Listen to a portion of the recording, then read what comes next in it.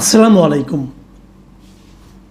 প্রিয় দর্শক, বহুল আলোচিত এবং বহুল চর্চিত জুলাই সনদের ভবিষ্যৎ কি হতে যাচ্ছে সেটা নিয়ে আমার মনে অন্ততপক্ষে দ্বিধা আছে। এ নিয়ে কিন্তু গবেষণা কম হয়নি। সংস্কার কমিশন গঠন করা হয়েছে একাধিক, প্রথমে 6টা, পরে আরও 5টা, অনেক কিছু করা হলো। তারপর সেখান থেকে প্রথম 6টার রিপোর্টকে নিয়ে জাতীয় ঐকমত্য কমিশন গঠন করা হলো। সেখানে রাজনৈতিক দলের নেতাদেরকে নিয়মিত যেতে হতো, অনেকটা রিমান্ডে নেওয়ার মতো তাদের সঙ্গে আলাপ আলোচনা সারাদিন বসিয়ে রেখে কথাবার্তা, কত কিছু হয়েছে। তারপর কেউ কেউ নোট অফ ডিসেন্ট দিয়েছেন, অমুক দিয়েছেন, তমুক দিয়েছেন। সব কিছুর পর আগামীকাল এই জুলাই সনদে সব রাজনৈতিক দলগুলো স্বাক্ষর করবে এবং এটার ব্যাপারে তখন বলা হবে স্বাক্ষর হয়ে গেলে এটা হবে একটা জাতীয় ঐকমত্যের ভিত্তিতে স্বাক্ষরিত একটা সনদ। জাতীয় ঐকমত্য কাকে বলে? যার সঙ্গে পুরো জাতি একত্রিত থাকে, পুরো জাতি ঐক্যমত গঠন করে। তেমন কিছু হয়েছে? জাতির কত অংশ এখানে আছে, কতগুলি রাজনৈতিক দল একসঙ্গে হলো, এটা ইম্পর্টেন্ট না। ইম্পর্টেন্ট হলো পুরো জাতি কি কেবল রাজনৈতিক দলগুলো নিয়ে গঠিত? এই রাজনৈতিক দলের বাইরে কি আর জাতি নেই? আর যদি আমি রাজনৈতিক দলই ধরি, এই রাজনৈতিক দলগুলি সব, অনেক রাজনৈতিক দলকে এখানে ডাকা হয়নি, কারণ তাদেরকে এরা জাতিই মনে করে না, জাতির অংশই মনে করে না। ঠিক আছে, তারপরেও যেটা আপনারা করেছেন সব শেষ মিলিয়ে 84টা পয়েন্টে আপনারা একমত হয়েছেন, অনেকগুলিতে নোট অফ ডিসেন্ট দিয়েছেন, তারপর সেটাও তো স্বাক্ষর করতে আসছে না। সবচেয়ে কম যে দলটা নোট অফ ডিসেন্ট দিয়েছে সেটা হলো জাতীয় নাগরিক কমিটি, মানে এনসিপি। তারা মাত্র একটা ইস্যুতে নোট অফ ডিসেন্ট দিয়েছে, আর সবগুলি ইস্যুতে তারা একমত ছিল। সেই জাতীয় নাগরিক কমিটিও কালকে স্বাক্ষর করতে যাবে না। কেন যাবে না? তাদের দুটো কথা। তাদের কথা হলো, একটা হলো যে এটাকে আইনি ভিত্তি দিতে হবে, এটাকে আইনি ভিত্তি না দিলে তারা যাবে না। আরে ভাই, আইনি ভিত্তিটা তো আপনি আগে স্বাক্ষর করবেন, তারপরে তো আইনি ভিত্তি। স্বাক্ষরের আগে আইনি ভিত্তি চাচ্ছেন আপনি। আচ্ছা ঠিক আছে, আইনি ভিত্তি কে দিবে? আপনি আইন যে বলছেন, সকল আইনের ঊর্ধ্বে আইন কোনটা দেশের? পৃথিবীর যে কোনো দেশে জিজ্ঞাসা করেন যে সবচেয়ে বড় আইন কোনটা? সবচেয়ে বড় আইন হলো সেই দেশের সংবিধান। তো আপনারা তো সংবিধানই মানেন না, আপনারা তো সংবিধানই মানেন না। ঠিক আছে, আপনি মানেন না, ঠিক আছে, মানবেন না। তাহলে আইনি ভিত্তিটা কে দিবে? সরকার দিবে? এই সরকার তো নিজেই বলেছে তারা সাংবিধানিক সরকার। তো যে সরকার সংবিধানকে মান্য করে গঠিত হয়েছে, সেই সরকার কিভাবে সংবিধানের বাইরে যে একটা ঘোষণাপত্রকে, একটা সনদকে আইনি ভিত্তি দিবে? কিভাবে দিবে? এই জুলাই ঘোষণাপত্রে সংবিধানের অনেক পরিবর্তনের কথা বলা হয়েছে। সেই পরিবর্তনগুলো আপনি কিভাবে করবেন? যেটা সর্বোচ্চ আইন, সর্বোচ্চ আইনকে কি একটা রাজনৈতিক দলগুলোর ঐকমত্যে গঠিত একটা ঘোষণাপত্রের মাধ্যমে অমান্য করা যাবে? তাহলে কি দুটো সংবিধান থাকবে দেশে? একটা সংবিধান, একটা দ্বিতীয় সংবিধান, মানে একটা প্রথম শ্রেণীর সংবিধান, একটা দ্বিতীয় শ্রেণীর সংবিধান। কোনটা উপরে থাকবে? জুলাই সনদ উপরে থাকবে? মানে একটা জগা খিচুড়ি চূড়ান্ত। তাদের আরেকটা কথা হলো যে আমাদেরকে পুরো টেক্সট দেওয়া হয়নি। কেন টেক্সট দেওয়া হয়নি? এটা আমি পয়েন্টটাকে খুব ভ্যালিড মনে করি, যে তারা যে সমস্ত বিষয়ে ঐকমত্য করেছে সেইগুলিকে নিয়ে যায় সনদটা তৈরি করবে।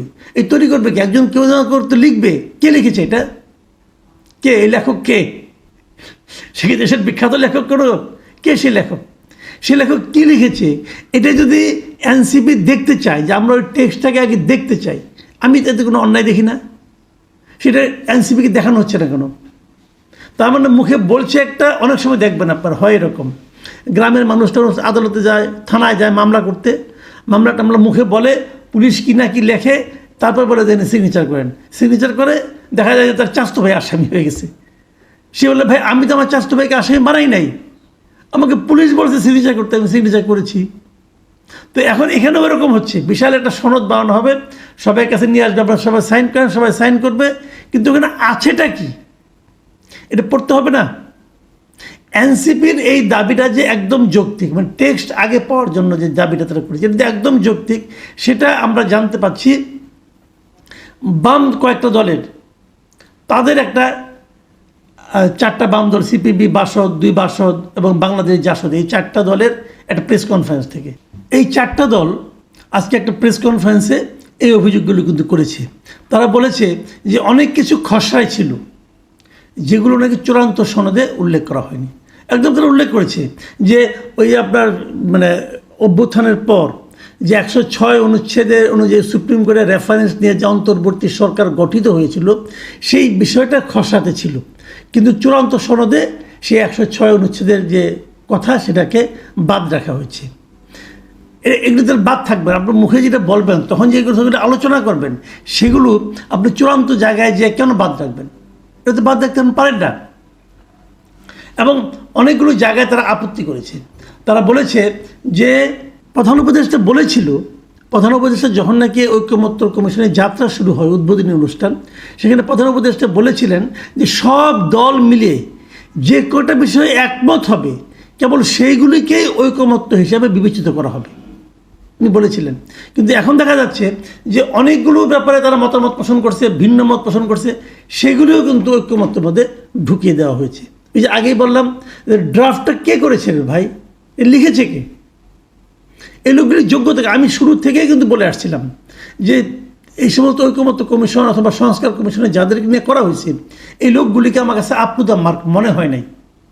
কিছু কিছু লোককে তো আমি চিনি, এদের মধ্যে অনেকে তো আমার সহকর্মীও ছিলেন, তাদের কোয়ালিটি তো আমি জানি। তো তারা যে কী লিখতে পারবে সেটাও মোটামুটি একটা ধারণা করতে পারি। তো এই লেখাটাই ঠিক আছে কিনা, কি বলেছে, কি আলোচনা হয়েছে, আর কি নোট নিয়েছে, আর কি শেষ পর্যন্ত লিখেছে, মানে আনাড়িপনার চূড়ান্ত দেখা যাচ্ছে এখানে। সেরকম একটা সনদে সবাই সিগনেচার করবে কেন? বাম দলগুলিতে একটা চূড়ান্ত কতগুলো পয়েন্ট দিয়েছে তারা, যেগুলো যেমন লিখেছে তারা যে চূড়ান্ত কপি 14 অক্টোবর আমাদের কাছে পাঠিয়েছে সেখানে দেখলাম সর্বসম্মত বিষয় ছাড়াও নোট অফ ডিসেন্ট দেওয়া প্রস্তাবগুলো সনদে যুক্ত করা হয়েছে। মানে যেগুলোতে তারা নোট অফ ডিসেন্ট দিয়েছে, মানে আপত্তি জানিয়েছে, সেগুলো তো আপনি সনদের মধ্যে রাখতে পারেন না, সেগুলো তো বাইরে রাখবেন, সেগুলো আপনি সনদের মধ্যে যুক্ত করেছেন। তো আর যারা অনেকগুলি নোট অফ ডিসেন্টকে ঠিকঠাক মতো লিপিবদ্ধ করা হয়নি, তার মানে পুরো জিনিসটাই হলো কতগুলি আনাড়ি লোকের একটা গোজামিলের রিপোর্ট তারা সামনে নিয়ে আসতেছে। এতদিন ধরে তারা যে কী করেছে, বড় বড় কথা আর ডায়লগ, ভাই এত সহজ না। একটা জাতির ভাগ্য নির্ধারণের জন্য আপনারা একটা সনদ বানাবেন, কোনো পূর্ব অভিজ্ঞতা আছে কারো? কেউ ইউনিভার্সিটির মাস্টার ছিলেন, কেউ একদা সাংবাদিক ছিলেন, তারা হলো বিরাট জ্ঞানী লোক। এখানে এত সহজ না ভাই। এখানে একজন লোক আইন বিশেষজ্ঞ নেই, একজন লোকের সংবিধান বিশেষজ্ঞ নাই, তারা একটা সংবিধান সব চেঞ্জ করে একটা সনদ নিয়ে আসতেছে। কে কে স্বাক্ষর করবে কালকে? আগামীকালকে স্বাক্ষর করার কথা, বাম দলগুলো স্বাক্ষর করছে না, এনসিপি স্বাক্ষর করছে না, জামাত করবে বলে মনে হয় না। জামাতে যে সমস্ত কথাবার্তা শুনতেছি তাদের মনে হয় না।